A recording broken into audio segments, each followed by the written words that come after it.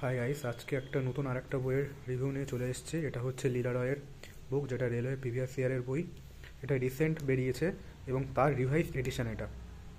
কারণ আগের বইটাতে এখানে দেখা যাবে 15,000 বা 12,000 কিছু একটা ছিল, বাট সেটা এখন রিভাইজ করে 20,000 করা হয়েছে। এবং যেখানে আরও কিছু টপিক, এখানে টপিক নয়, নতুন কিছু সেট এখানে অ্যাড করা হয়েছে। এবং টোটাল এখানে দেখা যাচ্ছে যে 946 শিফট আছে, সম্পূর্ণ বাংলা। যারা বাংলাতে পড়তে চাও, প্রিভিয়াস ইয়ারের বই হিসাবে এটা একটা দারুণ বই। এবং এখানে দেখে নিয়েছো, এখানে রিভাইজড এবং ইনলার্টস এডিশন লেখাই আছে এখানে। এটা লীলা রয়ের বই। তো বইটা একটু দেখাই তোমাদের। এটার বই প্রাইস আছে এখানে 880, বাট তোমরা কলেজ স্ট্রিট থেকে নিলে এর ওপরে একটা ভালো ডিসকাউন্ট পেয়ে যাবে।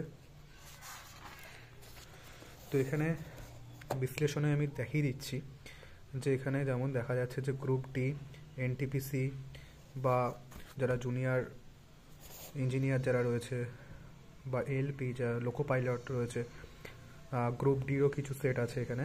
এবং এখানে সাবজেক্টগুলো, এখানে কী কী সাবজেক্টের ওপরে, যেগুলো নর্মাল যা সাবজেক্ট থাকে, যে সেই সমস্ত সাবজেক্টগুলো সবই এখানে আছে। এবং কোশ্চেন কতটা, টোটাল কতগুলো কোশ্চেন আছে এখানে সেটাও দেখিয়ে দিয়েছে। তো আমি কিছু এখানে দেখিয়ে দিচ্ছি জাস্ট।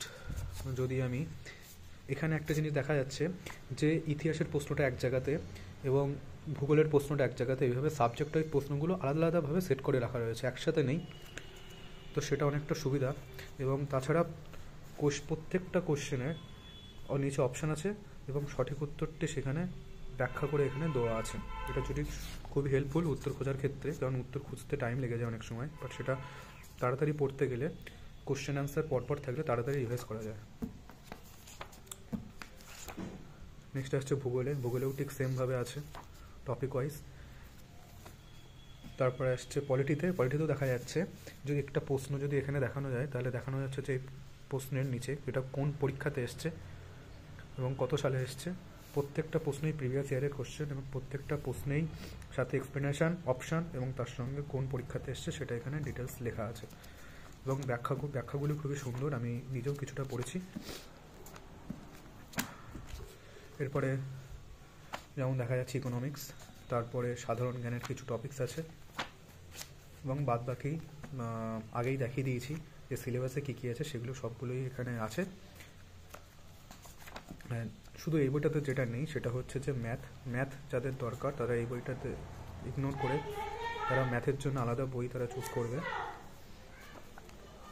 কারো কিছু প্রশ্ন থাকলে আরও, তাহলে আপনারা কমেন্টে জানাবেন। ভালো লাগলে অবশ্যই লাইক, শেয়ার অ্যান্ড সাবস্ক্রাইব করে নেবেন। ধন্যবাদ। এই হচ্ছে